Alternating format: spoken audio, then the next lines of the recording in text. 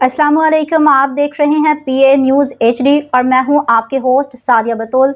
शामिल करते हैं आज की अहम खबरें। रिपोर्ट पेश करते हैं सदर मंशूर कमेटी एंड ब्यूरो चीफ जिला जंग पाकिस्तान अराई न्यूज़ मियां नदीम अराई से। Sania army public school Peshawar को 11 साल मुकम्मल, जख्म आज भी ताज़ा। 16 दिसंबर 2014 को सफाक दहशतगर्दों आर्मी पब्लिक स्कूल पेशावर में मासूम तलबा पर हमला करके 132 बच्चों, खवातीन, उसातिज़ा और स्टाफ समेत 147 अफराद को शहीद कर दिया था। सानिया APS का दर्द हर वालिदैन और पूरी कौम का दर्द है। ये एक ऐसा सानिया है जिसने न सिर्फ पाकिस्तानी कौम बल्कि पूरी दुनिया को हिला कर रख दिया। दहशतगर्दों को अफगानिस्तान में ट्रेनिंग दी गई थी, जो कि आतिशी हथियार भी अफगानिस्तान से लेकर आए थे। 16 दिसंबर 2014 को सफाक दहशतगर्द सुबह 11 बजे स्कूल में दाखिल हुए और मासूम बच्चों पर अंधाधुंध फायरिंग शुरू कर दी।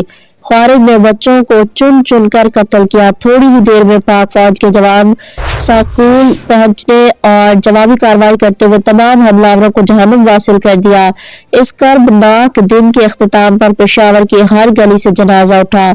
150 के करीब शहादतों ने फूलों के शहर को आहों और सिसकियों में डुबो दिया। न्यूज़ स्टूडियो से अब तक के लिए इतना ही। मजीद खबरों और अपडेट्स के लिए देखते रहिए PA न्यूज़ HD।